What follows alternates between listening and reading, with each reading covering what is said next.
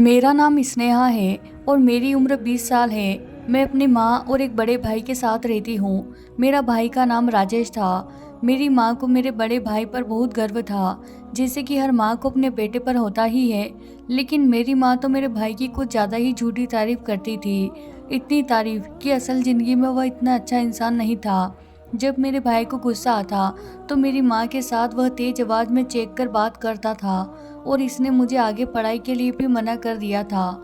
मगर मेरी माँ ने उसे बहुत जिद की और उसे कहा कि अगर लड़की 12वीं के बाद ही घर बैठ जाएगी तो मोहल्ले वाले बहुत हंसेंगे और बहुत बातें बनाएंगे, क्योंकि इसके साथ की सारी लड़कियां आगे बढ़ रही हैं। पूरे मोहल्ले में मेरे भाई की सब लोग इज्जत ही नहीं करते थे, बल्कि सबको इसका बहुत डर था। लोग इससे बहुत डरते थे।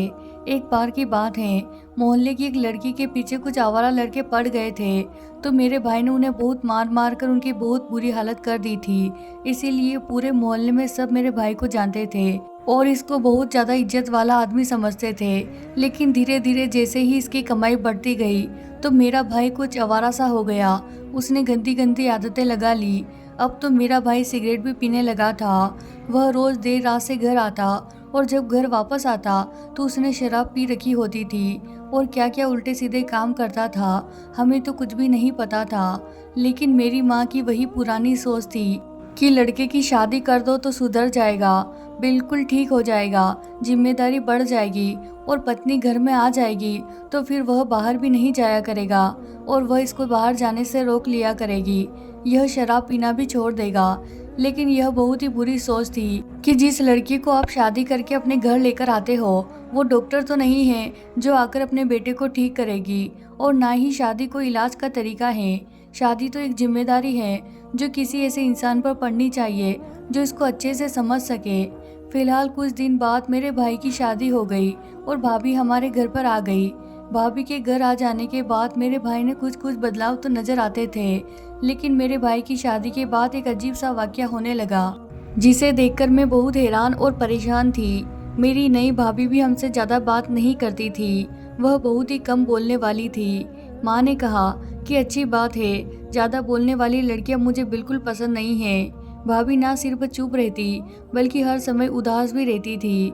मैंने अपनी माँ से कहा था कि कहीं भाई भाभी के साथ लड़ाई झगड़ा तो नहीं करता है, तो माँ ने मुझसे कहा ऐसा बिल्कुल भी नहीं है, बल्कि हमारे खानदान के मर्द तो अपनी पत्नियों से बहुत प्यार करते हैं और तेरा भाई तो तेरी भाभी का बड़ा सच्चा आशिक है। जब यह 12 साल का था तो मुझसे बार बार कहता था, माँ मेरी शादी करवा दो।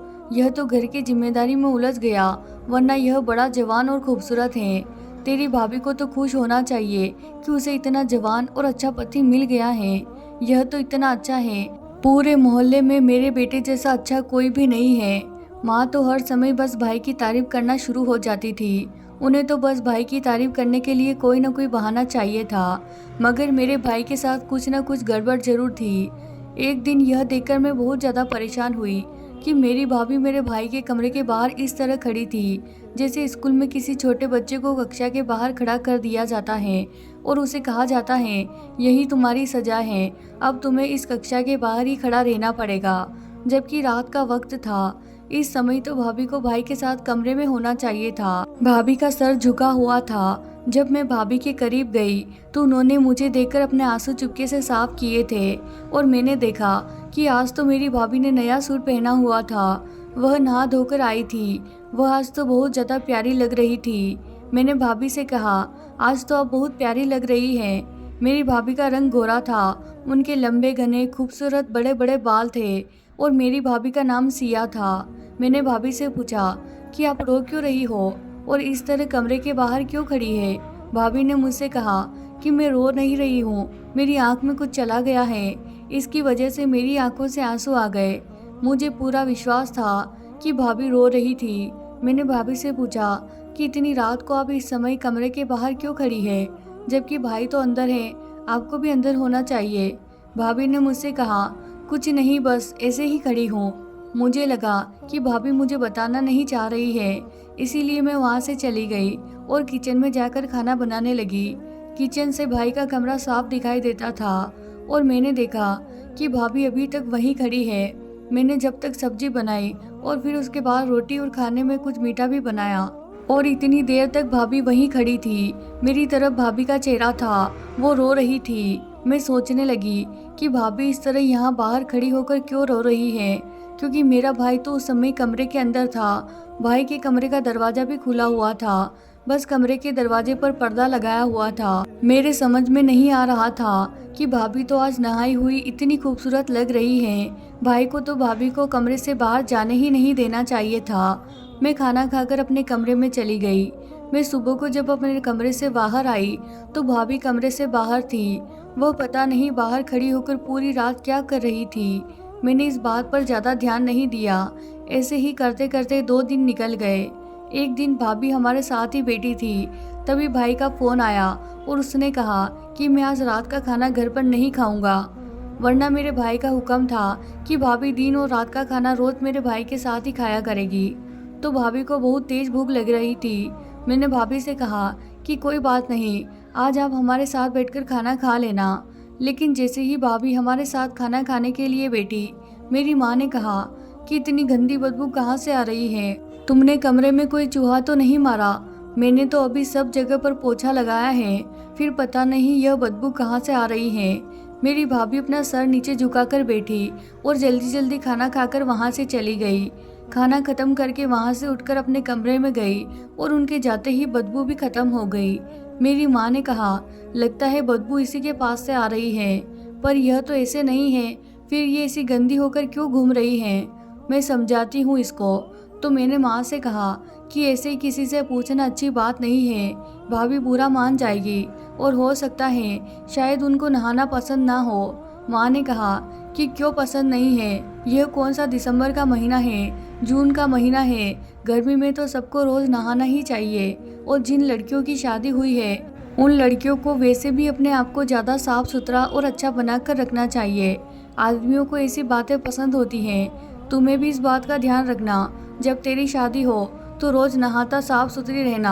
आदमियों को साफ सुथरी रहने वाली औरतें अच्छी लगती हैं और यही बात तेरी भाभी को समझाना बहुत ज़रूरी है। मैं इससे बात करके आती हूँ। मेरी माँ इतना कहकर वहाँ से चली गई, पर ईश्वर जाने कि माँ ने भाभी को कमरे में जाकर उनसे क्या कहा और यह बात भाभी को कितनी अच्छी और बुरी लगी। लेकिन मैंने देखा कि भाभी अगले दिन भी नहीं नहाई थी। भाभी को नहाए हुए आज पूरे 4 दिन हो गए थे और सुबह सुबह मैंने देखा कि भाभी ने हाथ में सोने की नई नई चूड़ियां पहन रखी है। भाभी का सारा सामान मैंने और माँ ने मिलकर ही खरीदा था और शादी के बाद से भाभी कहीं बाहर भी नहीं गई थी। इसीलिए मैं भाभी के करीब गई और मैंने भाभी से पूछा कि चूड़ियाँ कहाँ से आई। तो भाभी ने मुझसे कहा कि सुबह सुबह तुम्हारे भाई ने दी है। पर भाभी ज़्यादा खुश नज़र नहीं आ रही थी। मैंने भाभी से कहा, मुझे लगता है आज भाई बहुत ज़्यादा खुश हैं। अच्छी बात है, आपस में उपहार देने से प्यार बढ़ता है।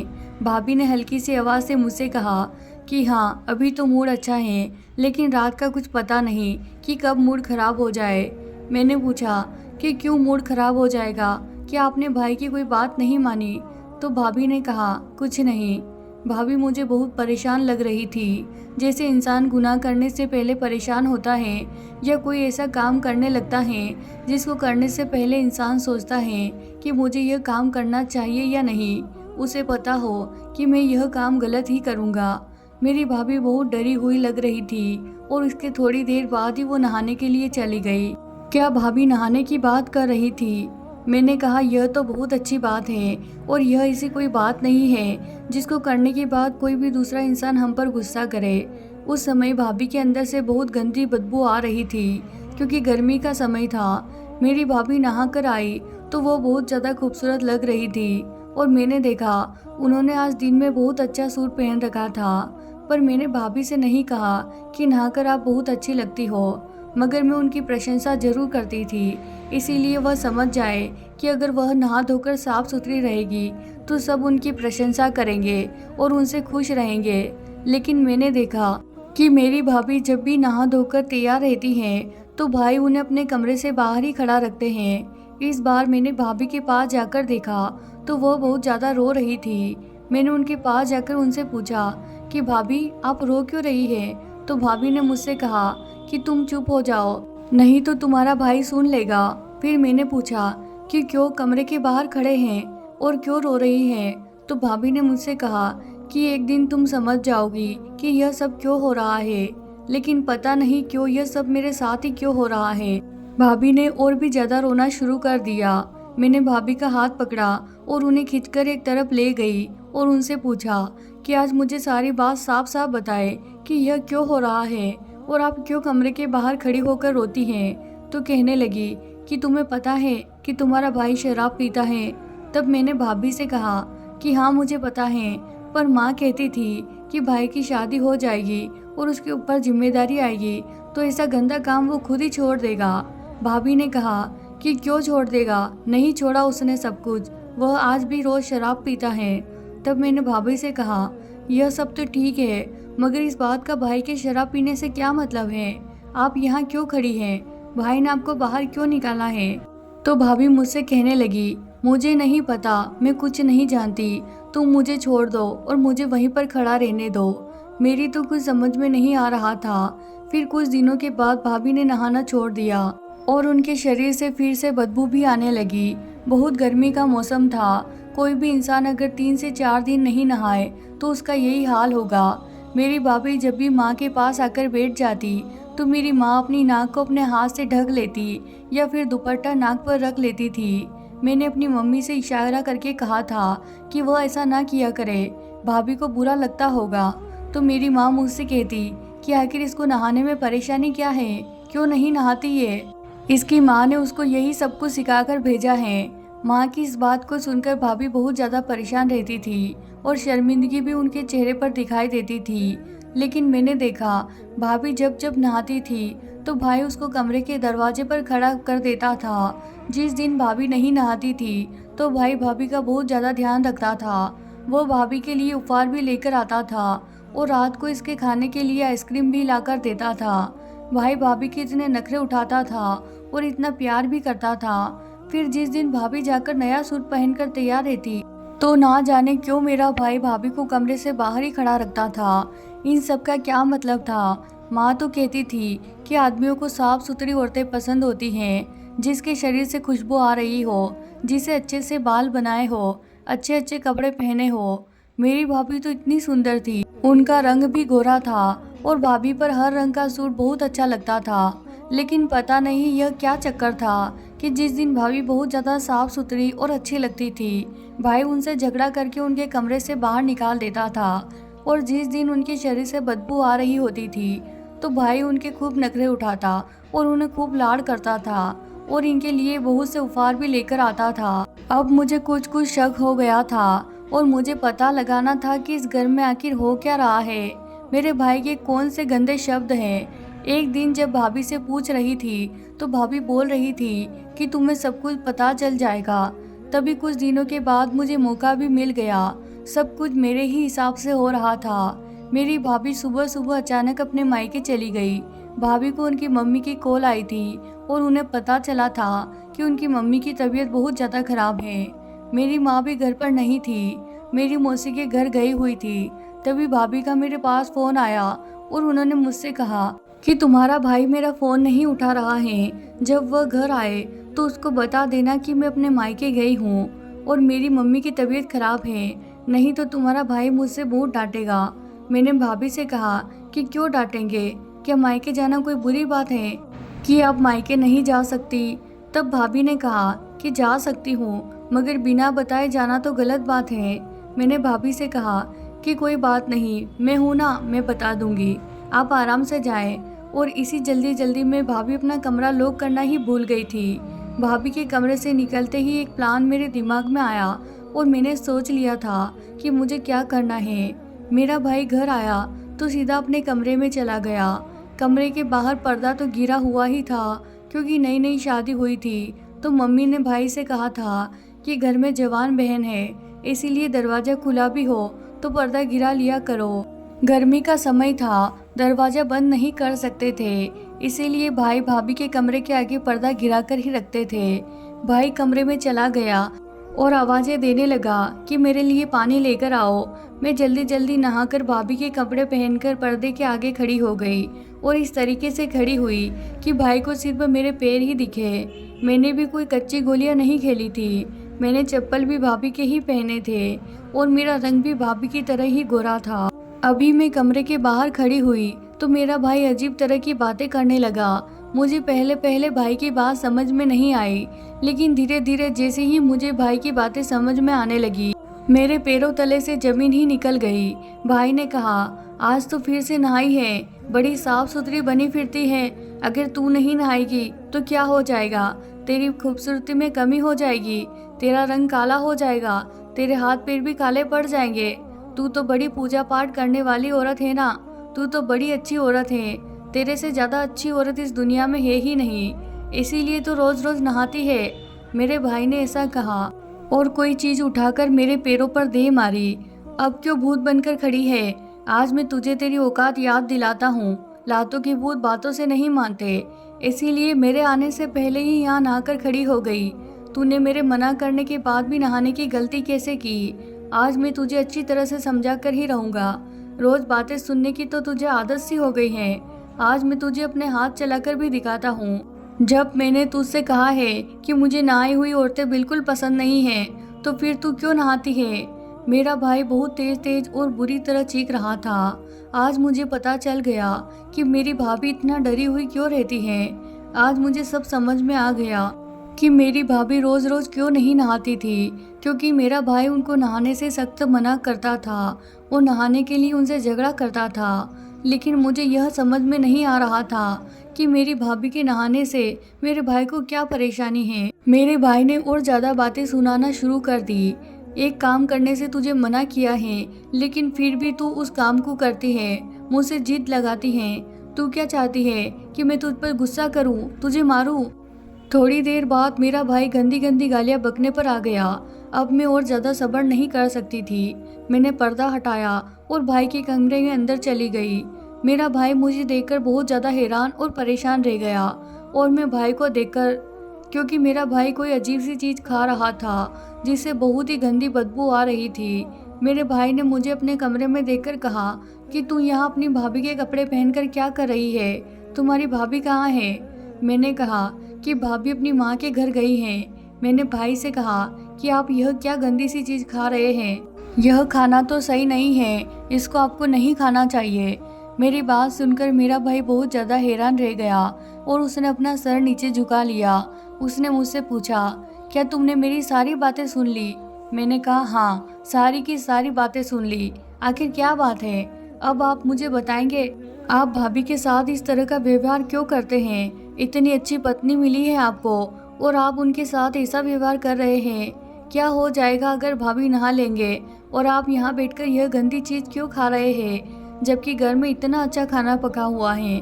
भाभी अपनी माँ के घर गई हुई है, उनकी मम्मी की तबीयत बहुत खराब है।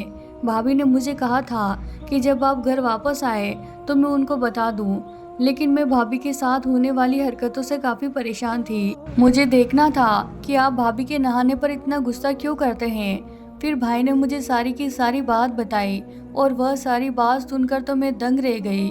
भाई ने कहा कि पहले हमारे घर में बहुत गरीबी थी। उस वक्त तुम 4 साल की थी। तुम्हें याद भी नहीं होगा कि हमारे घर में इतनी गरीबी थी कि खाने के लिए भी 1 रुपया नहीं होता, तो मैं कहीं से भी 1-1 रुपया जोड़कर खाना लेकर आता था। वही खाना हम तीनों लोग मिलकर खाते थे। इसके बाद मैंने बड़ी कोशिश की, लेकिन मुझे कहीं भी काम नहीं मिला। मैं शक्ल सूरत का तो बहुत अच्छा था, लेकिन मुझे कोई हुनर नहीं आता था। मैंने पढ़ाई भी ज़्यादा नहीं की थी। मुझे कुछ समझ में नहीं आता था कि मैं क्या करूं। पापा भी हमारे साथ इस दुनिया में नहीं थे, इसीलिए मैं इस गरीबी से बहुत तंग आ चुका था। फिर एक दिन मैं एक तांत्रिक बाबा के पास गया और उसने मुझसे कहा कि तू यह एक टोटका कर ले, इसके बाद तेरे पास पैसों की कभी कमी नहीं होगी। लेकिन इस टोटके को करने के लिए मुझे नहाना नहीं है, तुझे गंदी चीज़ें खानी है और गंदे काम करने हैं, पूजा भी नहीं करना है। और अगर कल को तेरी शादी होगी तो फिर अपनी पत्नी को भी यही कहना कि वह नहाए नहीं और गंदी चीज़ों में ही रहे, तो इस तरह तुम्हारे पास दौलत भी बहुत ज़्यादा हो जाएगी। इसके लिए उसने मुझे कोई मंत्र भी बताया था, और जब मैं यह सब करने लगा, गंदगी में रहने लगा और गंदी चीज़ें खाने लगा, तो हमारे पास से गरीबी दूर होती गई और हमारे पास बहुत दौलत आने लगी। और यह घर उसी दौलत से बना हुआ है। आज कोई भी चीज़ ऐसी नहीं है जो मैं खरीद नहीं सकता हूँ। तुम खुद ही बताओ कि आज तक मैंने तुमसे किसी चीज़ के लिए मना किया है? कभी यह कहा हो कि मैं तुम्हें नहीं लाकर दे सकता क्योंकि मेरे पास पैसे नहीं है? इसीलिए मैं शादी नहीं करना चाहता था, क्योंकि मैं सोचता था कि शादी के बाद पता नहीं कैसी पत्नी मिले, वह मेरी बात माने या ना माने। इसीलिए मैं तुम्हारी भाभी को कहता हूँ, इसीलिए वह भी गंदगी में ही रहती हैं। पता नहीं उसे क्या हो जाता है।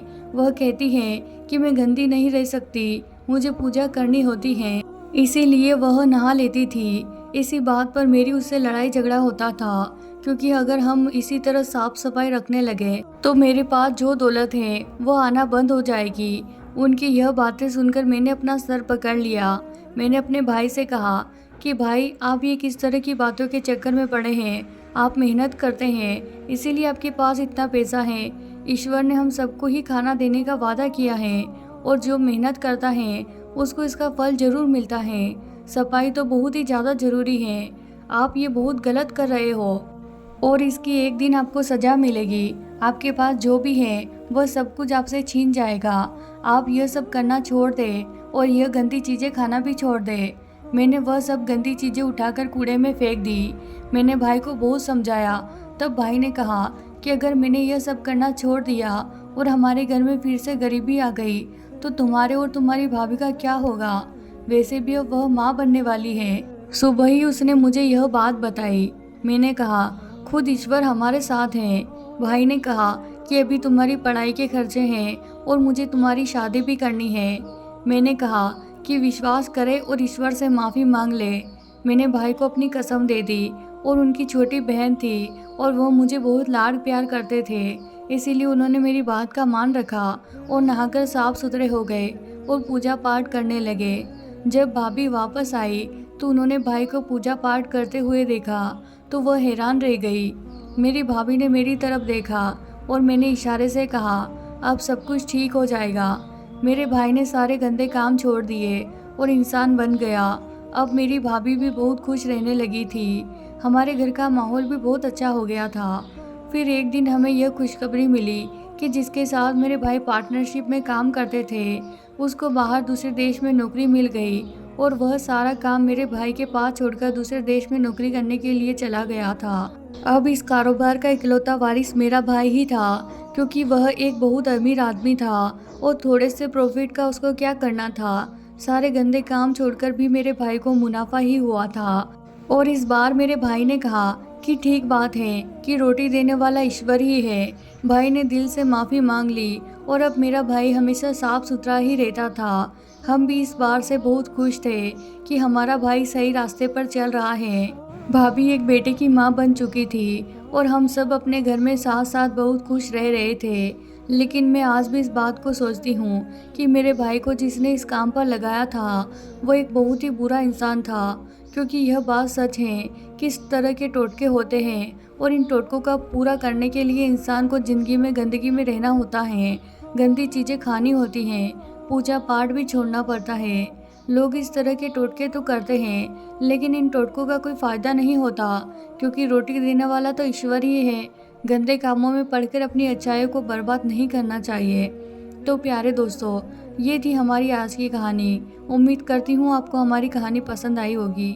कहानी पसंद आई हो तो इसे ज़रूर लाइक कीजिए। साथ ही अगर आप हमारे चैनल पर नए हैं तो इसे सब्सक्राइब करना बिल्कुल ना भूलिएगा। धन्यवाद दोस्तों।